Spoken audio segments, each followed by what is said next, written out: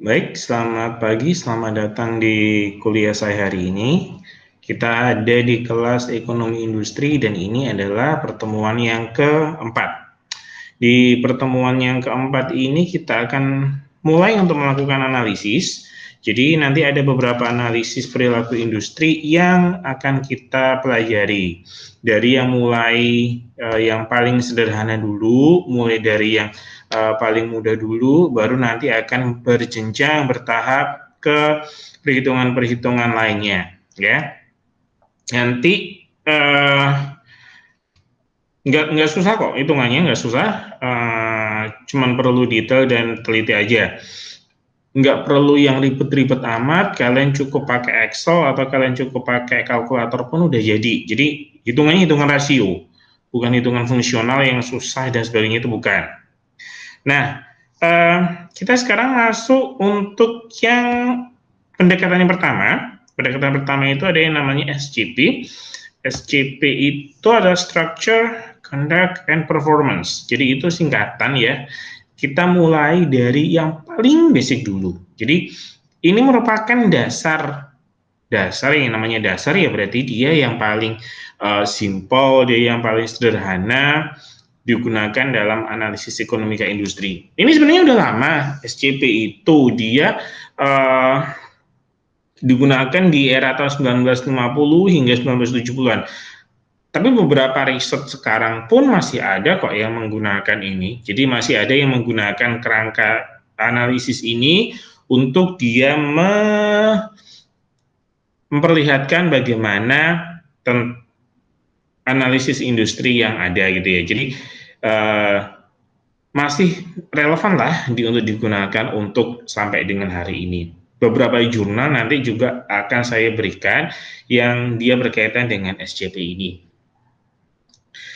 Ini kenapa kok digunakan SCP ini, paradigma SCP ini digunakan dia karena dia lebih cenderung empiris, lebih cenderung pada kenyataan, lebih cenderung pada kondisi yang ada di dunia nyata ini daripada analisis teori. Kemarin sampai dengan pertemuan minggu kemarin, kita kan belajarnya kan theoretically ya. Oh, perusahaan itu seperti ini. Oh, tujuan perusahaan itu dia harus maksimisasi laba. Oh, kalau maksimisasi laba dan seterusnya itu. Ya kan? Ada pendekatan di teori-teori perusahaan dan seterusnya. Nah, itu kan kita hanya di level teori. Kita hanya ada sampai di level teori. Kita nggak sampai ke praktek untuk bagaimana melihat di kondisi nyata, di kondisi yang sebenarnya itu seperti apa. Nah, sekarang SCP ini dia kebalikannya, dia nanti akan menggunakan pendekatan ini untuk kondisi nyata, untuk industri itu menganalisis perilaku industri itu di dunia yang nyata. Nah, seperti yang tadi saya bilang, ini dasar, SCP itu dasar, maka ketika dia dasar, selanjutnya pendekatan-pendekatan selanjutnya nanti ada game teori, ada macam-macam, itu juga nanti awalnya dasarnya juga dari SCP ini. Makanya di situ dibilang bahwa dasar dan munculnya paradigma baru. Paradigma baru itu apa? Kita akan pelajari minggu depan atau besok, yang menitik beratkan interaksi pasar dan individu-individu, gitu kan? Oke. Kerangka analisis SCP.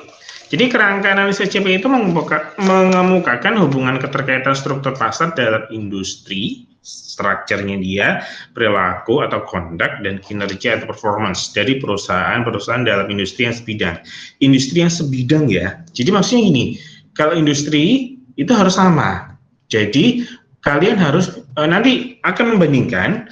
Misalkan kita punya 10 perusahaan, kita akan lihat bagaimana analisisnya dari 10 perusahaan itu. Apakah dari 10 perusahaan itu nanti kita lihat dia cenderungnya membentuk pasar yang seperti apa? Apa dia cenderung membentuk pasar yang monopolistik? Apa dia cenderung membentuk pasar yang sifatnya itu oligopoli atau bagaimana? Siapa yang menguasai pasar dari 10 perusahaan ini? Kita nanti akan pelajari contohnya SCP seperti itu. Nah, untuk menganalisis itu nanti kita akan butuh data-data real dari perusahaan-perusahaan yang kita teliti dalam penelitian ini. Nah, kenapa kok SCP itu dilakukan? Karena SCP itu saling keterkaitan. Strukturnya akan mempengaruhi conduct. Jadi struktur pasar, struktur industri itu nanti akan mempengaruhi bagaimana conduct, bagaimana di conduct itu berperilaku. Jadi bagaimana perilakunya si perusahaan tersebut. 10 pasar, 10 pasar, 10 perusahaan kita teliti. Oh, ternyata dari 10 perusahaan itu kita teliti, pasarnya itu cenderung untuk berperilaku bahwa mereka itu pasar oligopoli, membentuk satu struktur pasar oligopoli. Nah, karena membentuk struktur pasar oligopoli, maka perilaku dari perusahaan-perusahaan yang ada di dalamnya, maka dia akan berperilaku sebagai produsen yang dia ada di pasar oligopoli. Sama, ketika kita misalkan dia masuk dalam kategori pasar yang sifatnya monopolistik, ya wes, dia akan berperilaku juga sebagai pasar yang dia sifatnya monopolistik, gitu. Jadi struktur itu pasti akan mempengaruhi perilaku. Kalau dia misalkan oligopoli, ya sudah, kita bikin kolusi aja yuk, misalkan perusahaan A, perusahaan B, perusahaan C, gitu misalkan. Kita bikin koalisi aja yuk, kita bikin kerjasama aja yuk, kita tetepin aja yuk harganya seberapa, kita tetepin aja yuk bagaimana nanti kita mekanisme pasarnya. Nah, itu kan contoh kalau dia masuk di oligopoli. Kalau pasar monopolistik gimana? Ya, dia kan berperilaku sebagai produsen di pasar monopolistik, gitu kan. Karena perilaku perusahaan tersebut, maka mau tidak mau, suka dan tidak suka, ya dia pasti akan mempengaruhi kinerjanya. Pasti akan mempengaruhi bagaimana laba yang bisa diperoleh oleh perusahaan tersebut. Perusahaan yang bergerak di pasar oligopoli, pasar yang sifatnya itu cuma ada beberapa produsen aja, pasti dia akan lebih cenderung mempunyai laba yang lebih tinggi dibanding dengan perusahaan yang dia ada di pasar yang sifatnya monopolistik, sifatnya ada banyak perusahaan di sana, ada banyak pesaing di sana, gitu. Jadi di situ pasti akan saling mempengaruhi. Makanya di situ dibilang akan mempengaruhi perilaku, akhirnya perilaku industri itu akan mempengaruhi kinerja perusahaan tersebut. Maksudnya itu, jadi masing-masing dari SCP itu akan saling mempengaruhi satu sama lain. Oke, nyampe di sini ada yang mau ditanyain nggak? Kita masih dasar, masih belum ada ya, masih paham ya? Oke, kita lanjut. Oh ya, ini materinya saya ini ya, share di WA. Belum saya sempat masukin ke Elena. Nah, ini seperti yang tadi saya jelaskan, struktur pasar itu akan mengindikasikan kondisi persaingan yang ada di pasar. Jadi, struktur pasar itu dia akan melihat bagaimana dia kondisi pasar yang ada di dia gitu, yang dia masukin gitu kan. Ya tadi, apakah dia oligopoli, apakah dia dan seterusnya, oligopoli, apakah dia monopolistik dan seterusnya. Kalau monopoli jelas nggak usah diteliti, udah jelas cuma dia satu doang gitu kan. Atau pasar persaingan sempurna gitu kan. Kenapa saya dari tadi mencontohkan kalau nggak oligopoli yang monopolistik, ya karena memang dua jenis pasar ini yang paling memungkinkan kita temui di dunia nyata. Seperti yang sempat saya singgung di meeting 1 atau berapa itu, kalau di pasar yang sifatnya monopoli atau pasar yang persaingan sempurna itu hanya ada di level teori. Oke. Struktur pasar dia akan terkait dengan berapa tingginya derajat konsentrasi penjual, jumlah penjual dan distribusi penjualan dalam satu pasar tertentu. Kemudian derajat konsentrasi pembeli, berapa jumlah pembelinya. seberapa banyak jumlah pembelinya, bagaimana distribusi pembelinya, apakah pembelinya itu cuma ada di kota Surabaya doang, apakah pembelinya itu dia, oh enggak, tersebar di mana-mana Pak, jadi dia tidak terkonsentrasi. Pembelinya ada banyak Pak, semua barang dia dibeli oleh masyarakat dan seterusnya. Kemudian derajat diferensiasi produk. Oke, saya mau nanya, diferensiasi produk sama diversifikasi produk. Ada diferensiasi, ada diversifikasi. Ada yang tahu nggak bedanya diferensiasi sama diversifikasi? Ayo, coba. Daripada nanti kebingungan, karena nanti ada beberapa strategi dari perusahaan. Oh, kita ambil strategi diferensiasi produk. Oh, kita ambil diversifikasi produk. Itu beda loh. Kalau diferensiasi produk itu yang kayak gimana? Yang diversifikasi produk itu yang seperti apa? Coba.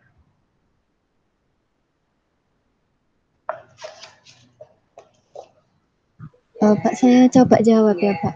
Mungkin Boleh. yang diferensiasi kan artinya perbedaan ya Pak. Mungkin kalau diferensiasi membuat perbedaan gitu Pak pada suatu produk gitu dengan produk lain. Terus kalau diverifikasi itu kayak memperbanyak produknya gitu Pak. Oh gitu. Iya Pak. Oke, ini saya kasih contoh gini. Saya perusahaan, apa ya? Oke, gini. Saya jual mie instan nih, ya kan? Kita mahasiswa, kita kan deket tuh sama yang namanya mie instan gitu kan. Nah, mie instan awalnya saya cuman produksi mie instan yang rasa ayam, mie goreng rasa ayam. Terus saya buat menjadi mie rebus rasa bakso sapi. Saya bikin lagi mie rasa kari ayam. Saya bikin lagi mie pedas apa gitu ya. Jadi yang awalnya saya cuma produksi mie goreng rasa ayam, jadi mie kari ayam, mie rasa bakso sapi, dan seterusnya. Terus saya nggak cuma produksi mie ayam doang. Saya pengen laba saya tambah banyak. Saya nggak cuma produksi mie ayam loh. Saya juga produksi ini aja deh. Saya produksi apa ya? Saya produksi cemilan. Saya produksi singkong bakar dalam kemasan. Saya produksi keripik singkong. Ayo, mana yang diferensiasi, mana yang diversifikasi. Yang saya mengubah dari mie goreng ayam menjadi mie ayam, mie bakso sapi, mie kari ayam, itu diferensiasi atau diversifikasi. Kalau saya sekarang saya nggak cuma produksi mie instan doang, saya juga produksi singkong, cemilan singkong, saya keripik singkong, saya juga produksi. Nah, itu diferensiasi atau diversifikasi. Coba. Diferensiasi Pak. Diversifikasi apa diferensiasi?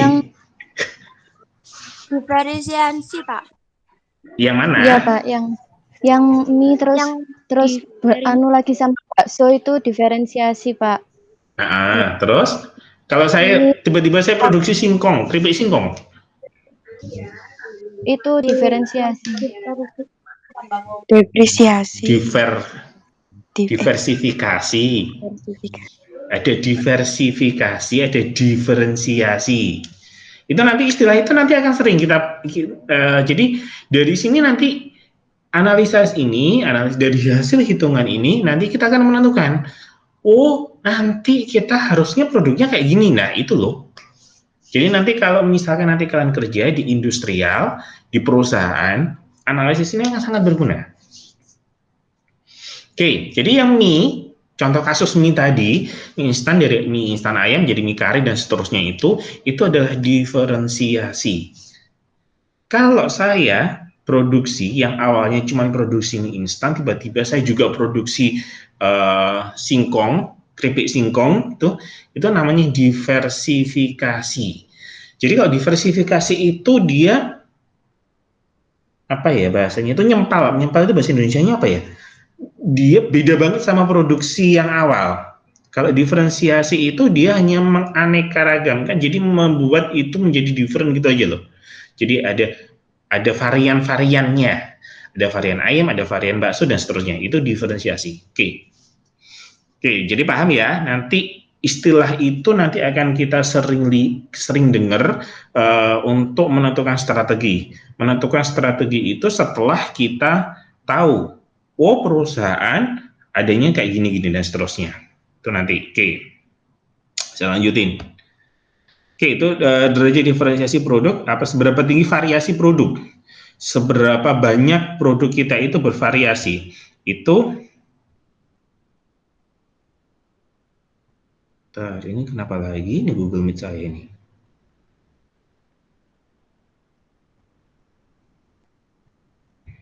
Oke, saya lanjut. Seberapa banyak produk yang kita hasilkan itu bervariasi.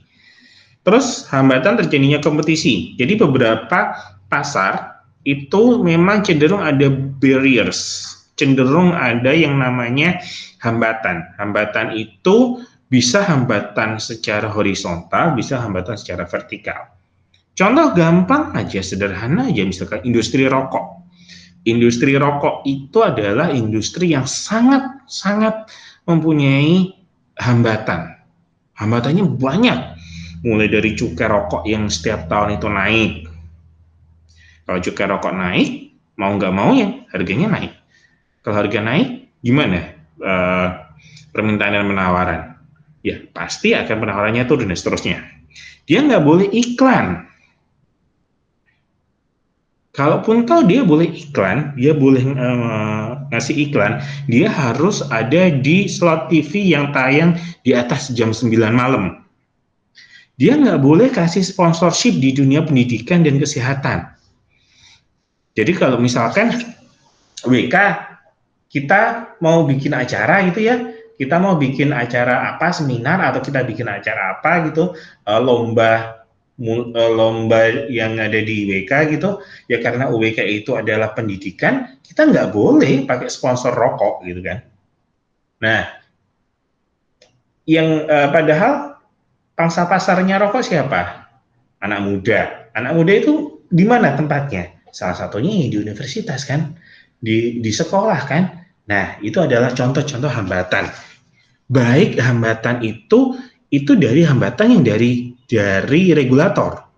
Nah, kalau semisal, ternyata pabrik rokok itu gede-gede ya, ternyata pabrik rokok di Indonesia itu kaya-kaya loh.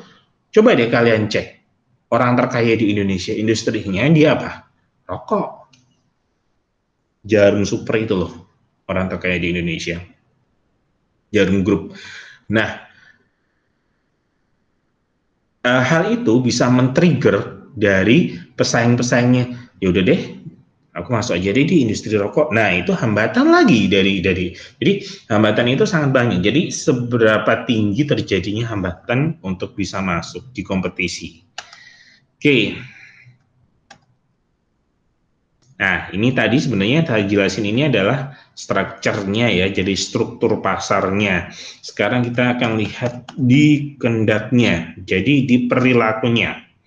Jadi perilaku itu merupakan pola perilaku yang diikuti oleh perusahaan-perusahaan yang ada di pasar untuk menyesuaikan diri dengan kondisi pasar untuk mencapai tujuan masing-masing perusahaan. Oke, tadi kita udah belajar nih bahwa perusahaan dia harus ngerti dulu, dia harus ada di pasar mana. Dia sekarang ini ada di pasar yang seperti apa. Setelah dia tahu, maka dia akan menyesuaikan pola perilakunya dia. Dia nggak akan mungkin berperilaku, perusahaan tersebut dia nggak akan mungkin berperilaku selayaknya dia seorang perusahaan yang ada di monopolistik, tapi pasarnya dia pasar oligopoli gitu kan. Pesaingnya dia itu cuma 2, 3 sama dia, berarti di pasar itu cuma ada 3 yang menguasai pangsa pasar. industri tersebut ada banyak perusahaan. Nanti kita akan belajar hitungnya berapa persentasenya itu. Industrinya, tapi yang 3 yang paling gede, yang paling menguasai pasar. Yowis, berarti ya 3 ini nanti yang akan berkoalisi. 3 ini yang nanti dia akan menentukan jalannya pasar. 3 perusahaan ini, nah itu yang oligopoli. Perilakunya jelas beda. Itu akan menentukan bagaimana strateginya dia, bagaimana kebijakannya dia. Contoh sederhana, strategi sama kebijakan, misalkan kita ambil contoh McD sama KFC. Saya kasih contohnya makanan terus ya, gak apa-apa lah. Bagi-bagi habis sarapan kan, saya kasih contoh makanan gitu. Oke. Di pasar fast food di Indonesia, di pasar makanan siap saji di Indonesia itu memang ada banyak yang ada di pasaran. Tetapi yang menguasai 2. Kalau nggak McD ya KFC. Ada Pak, ada macam-macam, ada AW Pak, ada fried chicken yang lain. Iya, tapi maksud saya yang benar-benar menguasai pasar ya cuma 2 itu. Toh ada Burger King Pak, ada macam-macam. Iya, tapi yang menguasai pasar ya cuma KFC sama McD. Coba deh lihat bagaimana mereka menentukan harga, promosi, dan bagaimana mereka berperilaku. Mirip nggak harga-harganya? Harga-harga di McD sama di KFC. Paketannya hampir-hampir mirip nggak? Isinya ya sama seperti itu aja gitu kan. Kalau dulu perbedaannya, kalau di McD itu minumnya pakai Coca-Cola, kalau di KFC dulu minumnya pakai Pepsi. Tapi sekarang begitu Pepsi keluar dari Indonesia mereka sama-sama pakai Coca-Cola. Si McDonald's keluarin yang BTS Meals itu sama si KFC juga gitu kan. Dia sama keluarin King Nasr itu. Jadi itu yang disebut dengan strategi dan kebijakan. Bayangkan kalau semisal pasar fast food di Indonesia itu nggak cuma 2, banyak yang produsen atau perusahaan-perusahaan yang masuk di dalamnya. Nggak mungkin persaingannya seperti itu. Oke, perilaku perusahaan itu kita bisa lihat dari macam-macam. Penentuan harga yang tadi saya lihat, saya jelasin, kemudian jenis kuantitas produk, strategi periklanan, R&D, Research and Development ya, R&D itu, dan semua praktek kerjasama dalam perindustrian. Jadi perilaku itu dia akan tercermin dari sini. Nah, dari sini ketika nanti ini kalian masuk ke jadi rencana gini, minggu ini saya akan jelasin teorinya bagaimana, rumusnya bagaimana. Nanti minggu depan kita akan praktek untuk menghitungnya, ya. Kita akan gunakan beberapa data. Saya sih pengennya data asli, tapi nggak tahu nanti bisa ada atau enggak. Cuman kalau memang tidak ada data asli, ya udah kita pakai data fake aja, data palsu aja. Nah, kalau kita pakai data asli, yowis berarti elemen perilaku itu berarti itu yang harus kalian lakukan adalah kalian harus peka, kalian harus lihat perusahaan-perusahaan tersebut secara detail, secara menyeluruh. Gimana dia jualannya? Bagaimana harga barang-barangnya dia? Barang-barangnya dia itu apa aja yang dijual? Strategi marketing dan seterusnya itu seperti apa?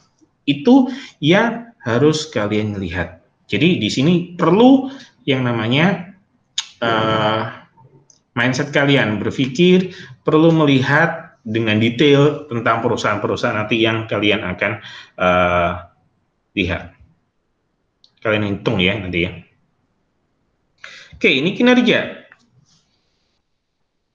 Kalau kinerja, beberapa buku yang paling gampang untuk melihat kinerja itu ya udah profitabilitasnya ini ya. Dia untung apa enggak gitu kan? Bagaimana kondisi keuangannya dia gitu kan? Itu yang paling gampang, itu yang paling sederhana untuk melihat bagaimana di elemen kinerja ini.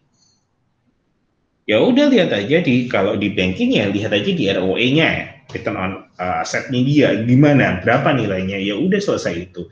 Kalau kalian misalkan meneliti perusahaan manufaktur misalkan, ya sudah lihat aja di laporan keuangan kalian track ke bawah, lihat aja labanya berapa, ya sudah selesai itu. Itulah paling mudahnya itu, nggak perlu ribet kalian ngelihat pertumbuhannya berapa konsentrasi, nggak usah, lihat aja pada profitabilitasnya itu. Bisa dilihat dari efisiensinya, tapi kalau efisiensinya kan harus ngitung. Kalian harus menggunakan kalau yang parametrik kalian bisa menggunakan stochastic frontier, kalau yang kalian non parametrik kalian bisa menggunakan DA, data development analysis. Jadi efisiensi bisa dihitung, tetapi efisiensi bisa untuk melihat kinerja perusahaan tersebut. Tapi harus ngitung lagi, kalau profitabilitas kan enggak, tinggal kalian lihat di laporan keuangan kan udah selesai gitu kan. Pertumbuhan perusahaan kalian harus melihat lebih detail gitu kan. Ada beberapa perusahaan, ada beberapa yang memang dia menampilkan pertumbuhan perusahaannya, pertumbuhan jaringan perusahaannya, ada juga yang tidak. Gitu, itu nanti yang data-data yang mungkin akan kita. Nah, ini. Oke. Ini adalah chartnya di mana kita akan mode analisisnya. Jadi seperti yang di sini ada struktur pasar, ada perilaku pasar, ada kinerja pasar, ya kan?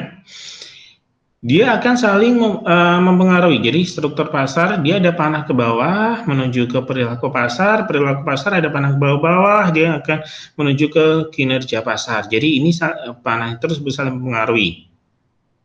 Nah, selain itu jangan lupakan pemerintah. Jangan lupakan regulasi. Seperti yang tadi saya bilang, misalkan kita ngelihat SCP-nya rokok, misalkan perusahaan rokok gitu kan. Padahal rokok itu regulasinya sangat keras gitu kan. Regulasinya rokok itu bahkan jauh lebih keras dari perbankan. Nah, regulasi dari pemerintah itu mau nggak mau, suka nggak suka, dia pasti akan mempengaruhi ketiga tempat ini.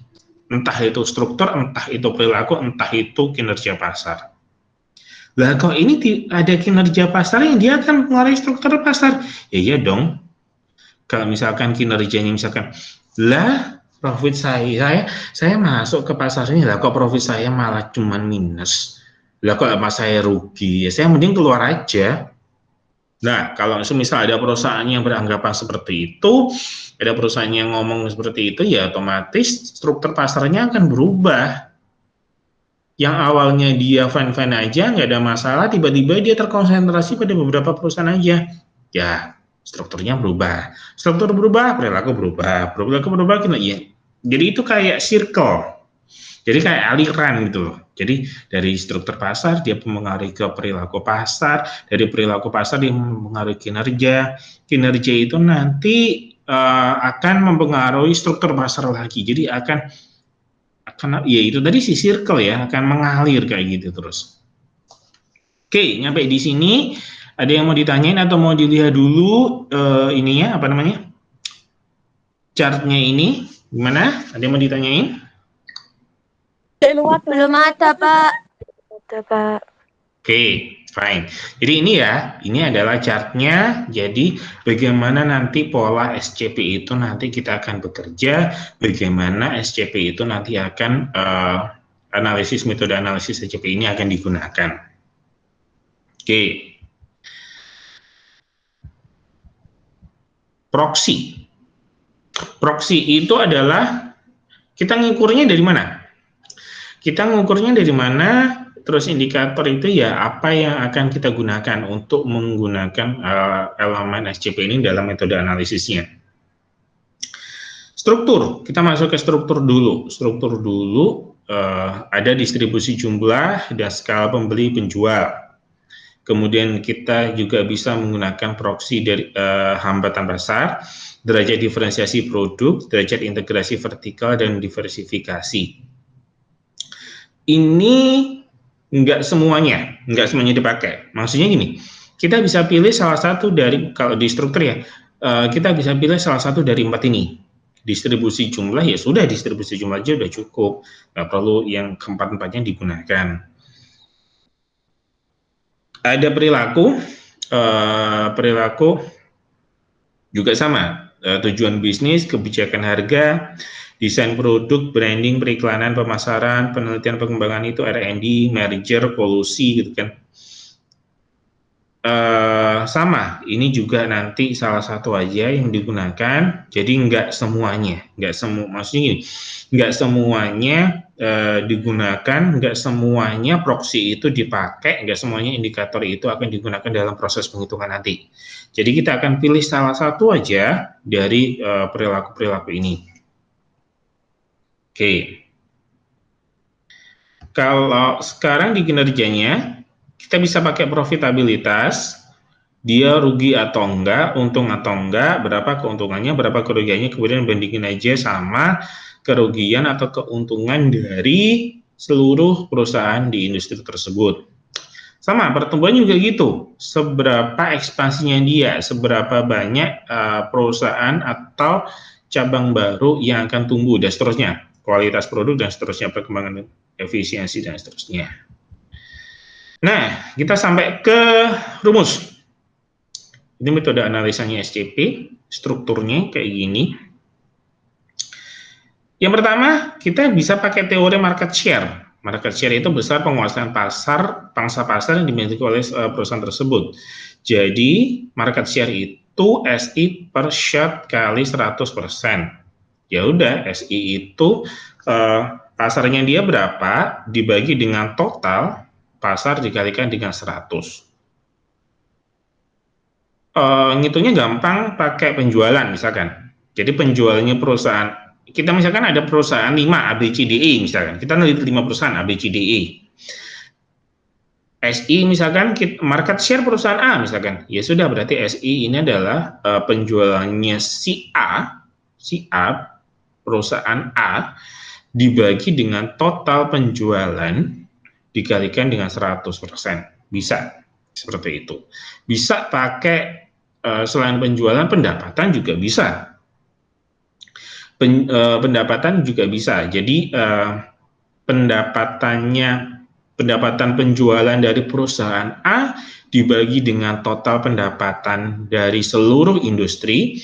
Kalau kita tadi 5, ya berarti pendapatannya perusahaan A, ditambah perusahaan B, ditambah perusahaan C, ditambah perusahaan D, ditambah perusahaan E, di total semuanya dikalikan dengan 100%. Bisa seperti itu. Itu teorinya market share. Nah, ini. Nah, concentration rate. Concentration rate ini adalah melihat konsentrasinya, untuk melihat yang tadi saya jelasin, dia termasuk di pasar jenis apa sih? Dia termasuk di pasar yang jenis apa? Apakah dia termasuk di oligopoli? Apakah dia termasuk di pasar monopolistik dan sebagainya? Kita bisa melihat nih. CRN ini concentration rate. Ya. P1 berarti perusahaan 1, P2 berarti perusahaan 2, P3 berarti perusahaan 3 sampai ke PN. Jadi kita ngitungnya sampai berapa nih? Sampai 5 perusahaan, atau CR itu biasanya yang paling asing 4 ya. CR4, CR8, CR16. Jadi CR4 berarti concentration rate 4, concentration rate 8 berarti ada 8 perusahaan. Kalau CR4 berarti ada 4 perusahaan. CR16 berarti ada 16 perusahaan. Ya, itu besaran yang biasanya dipakai, yang lazimnya dipakai. Boleh nggak Pak saya bikin CR10? Boleh, nggak apa-apa, silakan. Boleh nggak Pak saya bikin CR20? Saya nantinya 20 perusahaan Pak. Bisa, silakan. Ini. Ya. Kemudian dari hitungan dia dari hitungan market share, konsentrasi rasio, kita ke indeks Herfindahl, IHH. IHH ini dia berdasarkan nilai ini. Dari nilai ini, dari rasio konsentrasi ini. Rasio konsentrasi ini dikuadratkan, rasio konsentrasi itu kan nilainya nggak mungkin 1. Dia antara 0 sampai 1. Dia bernilai positif, dia antara 0 sampai 1. Jadi pasti 0, sekian, 0, sekian, 0, sekian. Pasti nilainya kan seperti itu. Ya, hitungannya seperti itu. Nah, tinggal dikuadratin. Jadi tinggal ini, nilai P1 berapa? Nah, misalkan P1 0,20 misalkan. Kita ketemu 0,20. 0,20 bisa kita lihat dari sini, market share ini misalkan. 0,20. 0,20 kalau masuk ke indeks Herfindahl gimana ngitungnya? Ya sudah, 0,20 dikuadratkan. 0,20 dikuadratkan berapa? Ayo, 0,2 dikuadrat berapa?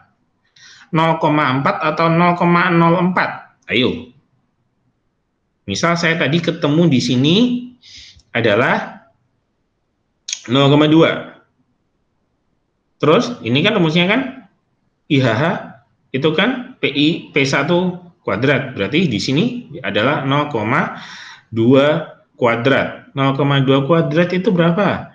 0,4 atau 0,04? Ayo. 0,04. Good. Jadi indeks Herfindahlnya di sini adalah 0,04. Kalau mau ditotalin semuanya, maka ini rumusnya. Oke, nyampe di sini. Ada yang mau ditanyain? Saya mulai harus agak sedikit nggak terlalu cepat karena udah mulai mau main rumus. Minggu depan, minggu depan itu kita pakai Excel aja ya kalau gitu ya. Minggu depan untuk praktek rumus ini ya. Iya, Pak. Oke. Iya, Pak. Mana? Rumus dari struktur dulu. Nanti kan ada struktur, ada profitabilitas, ada kendak, ada perilaku ya. Rumusnya gimana? Nanti beda lagi. Nanti kita ngacu ke perilaku, kita ngacu ke kinerja juga nanti beda lagi rumusnya. Dari struktur dulu, ada yang mau ditanyain? Saya mau tanya, Pak. Saya mau tanya. Silakan. Iya Pak, yang proksi dan indikator elemen SCP tadi kan strukturnya kan memilih salah satu ya Pak. Itu terserah atau gimana Pak cara milihnya? Sebentar. Yang ini ya? Yang ini ya? Iya Pak. Oke. Beberapa penelitian memang akan terserah sama kita. Terserah sama si peneliti itu. Tapi memang harus ada alasan. Kenapa kok saya milih hambatan pasar misalkan? Yang paling saya hitung. Kenapa kok saya pilih derajat diferensiasi produk? Nah, tapi yang paling banyak ini, penjualan atau pembelian ini. Karena kenapa? Nanti struktur pasar itu kan nanti ngitung di sini kan. Nah, ngitung dengan memakai rumus ini toh, berarti kan kita harus bisa menemukan data ini yang bersifat angka, yang bersifat kita bisa mendapatkan dengan angka yang sama, dengan ukuran yang sama. Kalau hambatan pasar, kita bisa melakukan pengukuran nggak di hambatan pasar? Coba. Nggak bisa, Pak. Yuk, susah kan? Tapi kalau pembelian atau penjualan gimana? Distribusi jumlah dan skala pembeli penjual itu dulu. Pembelian kan gampang toh. Tinggal kalian lihat di laporan penjualan itu kan pasti ada toh. Penjualannya dia berapa gitu kan.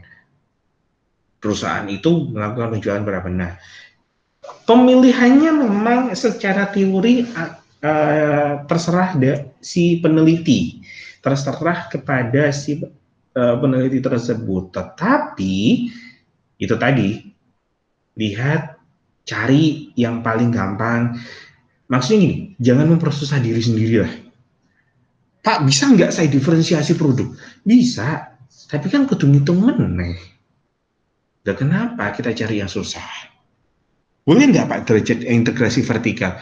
Lah iyalah, kalau perusahaannya itu adalah perusahaannya misalkan gini, ada perusahaan, ada induk perusahaan, ada anak perusahaan dan seterusnya. Berarti kalau anak perusahaan ke induk itu kan vertikal, dia ke atas gitu kan.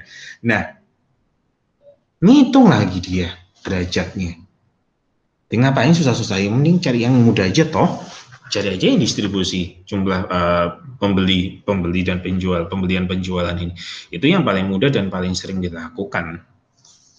Oke, itu jawaban saya. Gimana, ada lagi yang mau ditanyain? Oh iya Pak, terima kasih Pak. Oke, lanjut. Itu tadi yang struktur, jadi ngitungnya struktur seperti ini. Ya, rumusnya seperti ini. Minggu depan kita praktek untuk cara melakukan analisa SCP ini. Nah, perilaku industri. Perilaku industri itu, pengukuran perilaku industri biasanya menggunakan variable capital to labor ratio dengan capital cost.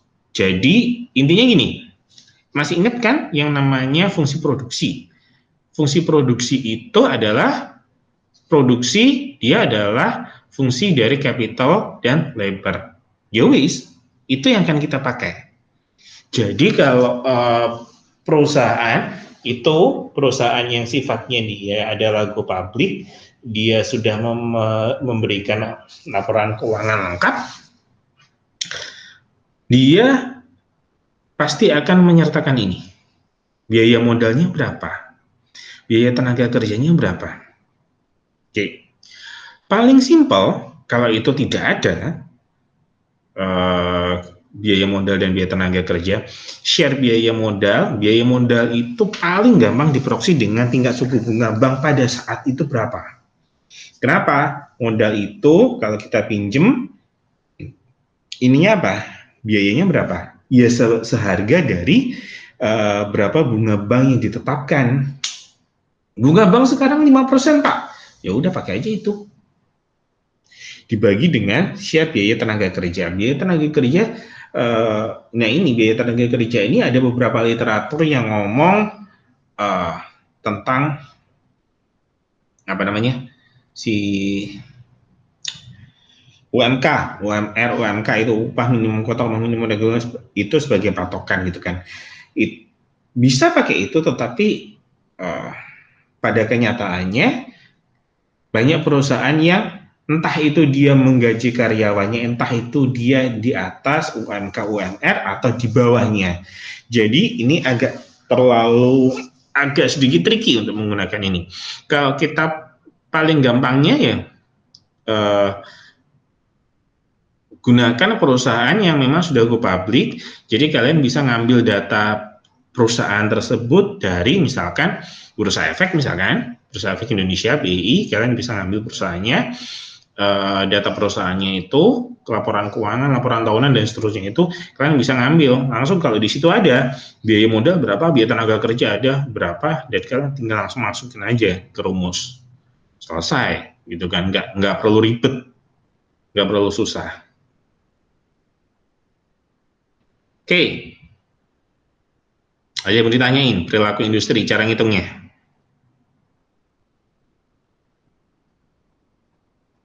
Nggak ada ya? Ya belum Oke, Pak. ya. Oke, ini yang terakhir dari kinerja. Kinerja itu tadi yang paling jelas ya gimana? Ya profitabilitas itu. Jadi berapa profitnya dia, berapa keuntungannya si perusahaan tersebut, berapa keuntungan perusahaan tersebut dibagi dengan total seluruh keuntungan dari perusahaan-perusahaan yang ada di industri yang sama, di industri yang sebidang. Itu yang ini. Kinerja paling gampang itu kinerja, simple. Oke, ada yang mau ditanyain nggak dari materi kita hari ini? Selesai. Minggu depan kita akan menghitung, karena jujur saya belum dapat data yang untuk menggunakan ini, jadi saya cari data dulu, baru kita minggu depan akan latihan menghitung. Kita akan siapin Excel juga ya, jadi nanti kita bisa enak kerjanya. Oke, ada yang mau ditanyain nggak? Materi kita hari ini, kita hari ini belajar SCP. Setelah SCP nanti selesai, kita akan belajar yang namanya game teori. dan seterusnya dan seterusnya. Nanti ada banyak ini. Gimana? Ada yang bertanya? Belum ada, Pak. Oke.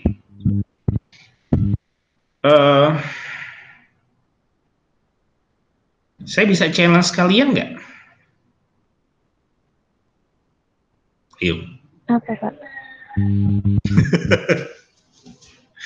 Gini, saya challenge kalian, terserah ya, kalian mau kelompokkan, mau individu, mau kelompokkan, terserah, nggak apa-apa. Kalian tulis jurnal penelitian dalam skop industri, dalam skop ekonomi industri, dalam ruang lingkup ekonomi industri. Metodologinya terserah, kalian mau pakai ini, SCP boleh, kalian nanti mau pakai game teori silakan, nggak ada masalah. Kalian nulis jurnal, selesai, terbit di jurnal nasional, nilai A untuk kalian. Gimana? Berani nggak?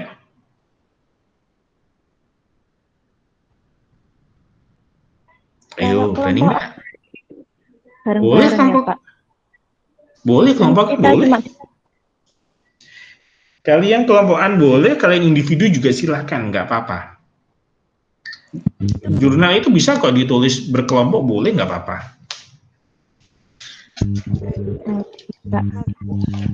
Karena ini challenge, karena ini adalah challenge, jadi nggak wajib ya. Maksud saya gini,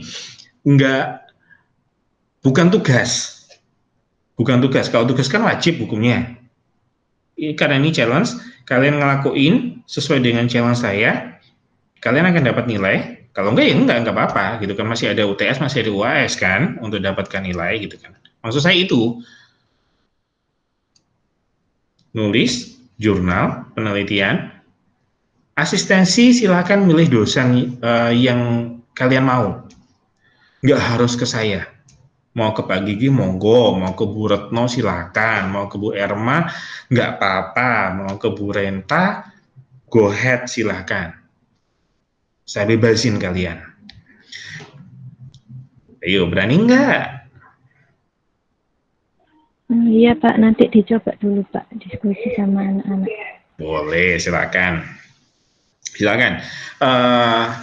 Itu tadi ya, ruang lingkupnya ekonomi industri. Silakan kalian menulis tentang, ya paling gampang kalau ekonomi industri ya analisis industri ini. Kalian bisa macam-macam nanti analisanya, bisa pakai five forces model, kalian bisa pakai ini nanti SCP yang minggu depan saya jelasin bagaimana cara menghitungnya, data yang diperlukan apa aja, dan seterusnya. Kalian bisa pakai yang namanya game teori, kalian bisa pakai New Industrial Organization di dalamnya, boleh silakan.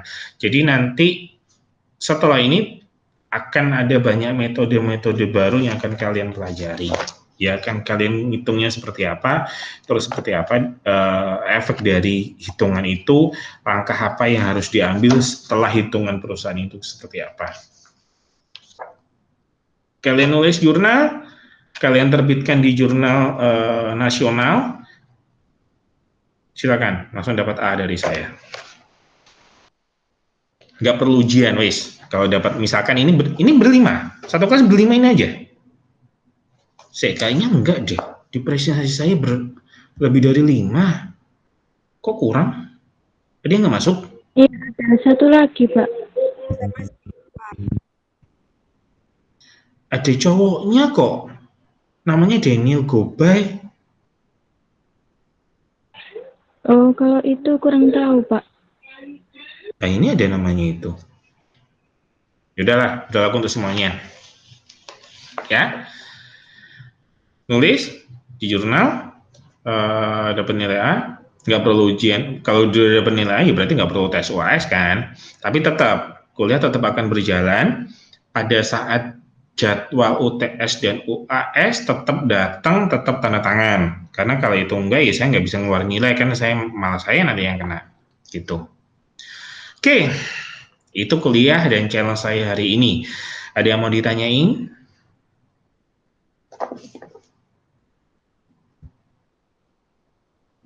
Paham semuanya? Paham, Pak. Ya, paham, Pak. Oke, udah. Kuliah saya akhiri. Selamat pagi, selamat beraktivitas kembali. Kelas saya tutup. Yuk, selamat pagi semuanya. Ya, Pak, selamat pagi. Terima kasih, Pak. Selamat pagi, Pak. Terima kasih, Pak.